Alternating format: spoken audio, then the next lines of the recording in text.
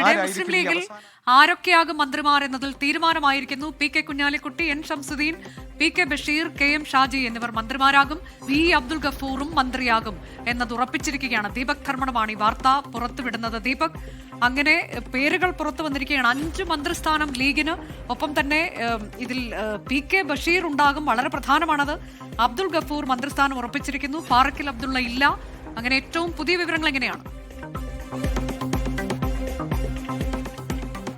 അനുജ, 3 ദിവസം മുമ്പ് 24 പറഞ്ഞ പട്ടികയാണ് ഇപ്പോൾ ഏറ്റവും ഒടുവിൽ സ്ഥിരീകരിക്കപ്പെട്ടിരിക്കുന്നത്. പക്ഷേ എന്നാൽ ഔദ്യോഗികമായ പ്രഖ്യാപനം ഇപ്പോഴും തങ്ങൾ നടത്തിയില്ല. അല്പസമയത്തിനകം നടത്തുമെന്നാണ് അറിയുന്നത്. ഇപ്പോൾ അവസാനവട്ട കൂടിയാലോചനയിൽ ലീഗ് അധ്യക്ഷൻ പാണക്കാട് സാദിഖ് അലി തങ്ങൾ, പി കെ കുഞ്ഞാലിക്കുട്ടി, അതുപോലെ തന്നെ Abbas Ali Thangal, E T Muhammad Basheer, P M A Salam ഇവർ മാത്രമുള്ള യോഗം ഇപ്പോൾ നടക്കുകയാണ്. പാർലമെന്ററി ബോഡി യോഗം തങ്ങളെ ചുമതലപ്പെടുത്തി. നമുക്ക് ലഭ്യമാകുന്ന വിവരമനുസരിച്ച് കോഴിക്കോടിന് മന്ത്രിയില്ല, പാറക്കൽ അബ്ദുള്ള മന്ത്രിയാകില്ല എന്ന സൂചനയാണ് ലഭിക്കുന്നത്.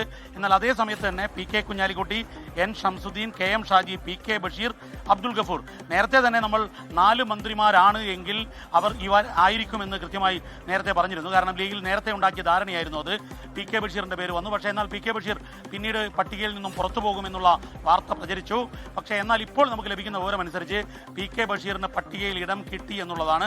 പക്ഷേ എന്നാൽ ഔദ്യോഗികമായി ഇത് ഇപ്പോഴും ലീഗ് പുറത്തുവിട്ടിട്ടില്ല. ഔദ്യോഗിക പ്രഖ്യാപനം നടത്താൻ വേണ്ടി അത് തങ്ങളെ ചുമതലപ്പെടുത്തിയിരിക്കുന്നു.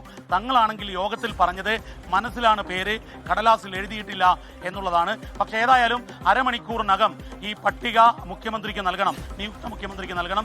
നിയുക്ത മുഖ്യമന്ത്രി 2:30 മണിയോടുകൂടി, 2 മണിക്കും 2:30 മണിക്കും ഇടയിൽ ഗവർണർക്ക് പട്ടിക കൈമാറും. അതായത് ക്യാബിനറ്റിന്റെ പട്ടിക കൈമാറും. അപ്പോൾ സ്വാഭാവികമായും ഇനി അധികം വൈകാതെ തന്നെ ലീഗ് ഔദ്യോഗികമായി മന്ത്രിമാരുടെ പേരുകൾ പറയേണ്ടി വരും.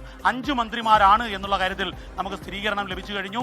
ആ 5ാമത്തെ മന്ത്രിയായി കളമശ്ശേരിയിൽ നിന്നും അബ്ദുൽ ഗഫൂർ വരികയും ചെയ്യുന്നു എന്നുള്ളതാണ് നമുക്ക് മനസ്സിലാവുന്നത്. അതായത് ജില്ലയുടെ പ്രാതിനിധ്യത്തിൽ എറണാകുളം ജില്ലയ്ക്ക് കിട്ടുമ്പോൾ കോഴിക്കോട് ജില്ലയ്ക്കില്ല, കാസർഗോഡ് ജില്ലയ്ക്ക് വേണമെന്ന് പറഞ്ഞിരുന്നു.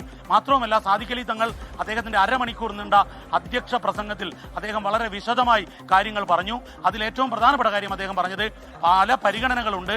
ആ പരിഗണനകളെല്ലാം പൂർത്തീകരിക്കാനാകില്ല, എല്ലാം ഫുൾഫിൽ ചെയ്യാനാകില്ല. പക്ഷേ അതൊക്കെ മനസ്സിലാക്കിക്കൊണ്ടുള്ള ഒരു പട്ടികയായിരിക്കും ഉണ്ടാവുക എന്നുള്ളതാണ്. ഏതായാലും ഔദ്യോഗിക പ്രഖ്യാപനം അല്പസമയത്തിനകം ഉണ്ടാകും. ഇതിൽ ദീപക്, ഈ പി കെ ബഷീറിന്റെ കാര്യത്തിലൊക്കെ വലിയ പ്രതിഷേധം ഉയർന്നിരുന്നു. അദ്ദേഹത്തെ മന്ത്രിസഭയിൽ ഉൾപ്പെടുത്തുന്നില്ല എന്ന വാർത്ത പുറത്തു വന്നതിന് പിന്നാലെ അതൊക്കെ കൊണ്ടാണോ അവസാന നിമിഷം അദ്ദേഹം വീണ്ടും വരട്ടെ എന്ന തീരുമാനത്തിലേക്ക് നേതൃത്വം എത്തിച്ചേർന്നത്? മറ്റൊന്ന്, നേരത്തെ ദീപക് സൂചിപ്പിച്ചതുപോലെ കാസർഗോട്ട് നിന്ന് ആവശ്യം ഉയർന്നിരുന്നു, മന്ത്രി വേണം, കോഴിക്കോട്ട് നിന്ന് മന്ത്രി വേണമെന്ന ആവശ്യം. ഏതായാലും അതൊന്നും പരിഗണിക്കപ്പെടുന്നില്ല.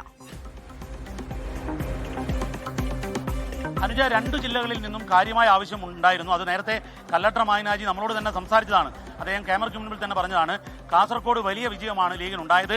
ഒരു പിന്നോക്ക ജില്ലയാണ്, അതുകൊണ്ട് പരിഗണന വേണം, കാസർഗോഡിനൊരു മന്ത്രി വേണം എന്നുള്ളത്.